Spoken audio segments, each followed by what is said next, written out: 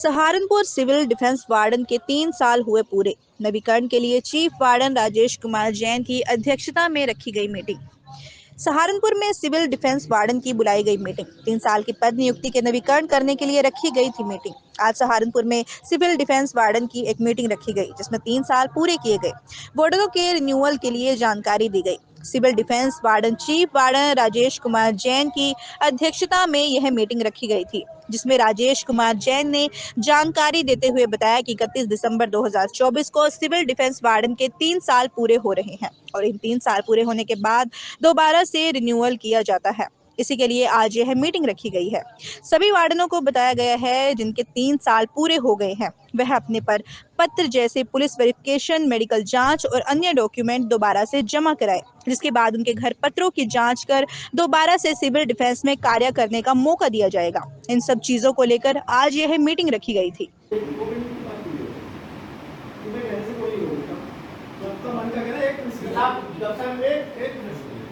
किसी post warden में उसका पालन नहीं कर रहे, अभी भी रात को ही मीटिंगें चल रही हैं, तो प्रचार प्रसार कैसे होगा? केवल मैं ये कहना चाह रहा हूँ और इससे अलावा कुछ नहीं।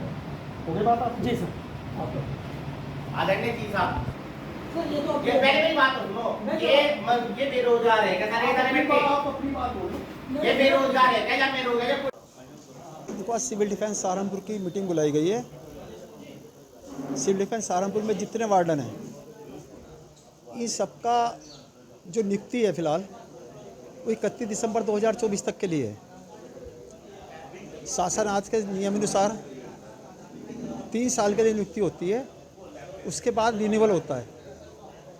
तो रिन्यूअल के लिए क्या क्या फॉर्मेलिटी करनी है, क्या क्या कागज़ दिए, क्या क्या प्रपत्र दिए जाने हैं, इसके लिए आज मीटिंग बुलाई गई थी। वार्डनों को निर्देश दिए गए हैं सभी अपने प्रपत्र जमा करा दें। सभी की पुलिस जांच सत्यापन हेतु भेज दी गई है।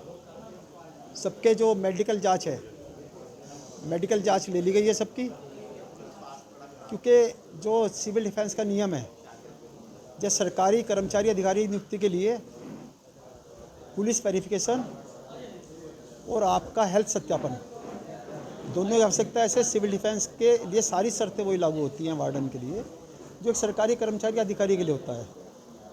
तो आज डीसी साहब जो कश्मीर सिंह जी हैं, वो लखनऊ मीटिंग में गए थे डीजी साहब की।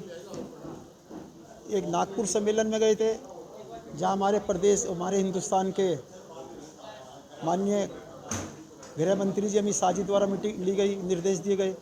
उससे उन्होंने अवगत कराया है कि क्या क्या हमारे माननीय मंत्री ने निर्देश दिए हैं, क्या क्या हमारे डीजी सर ने निर्देश दिए हैं।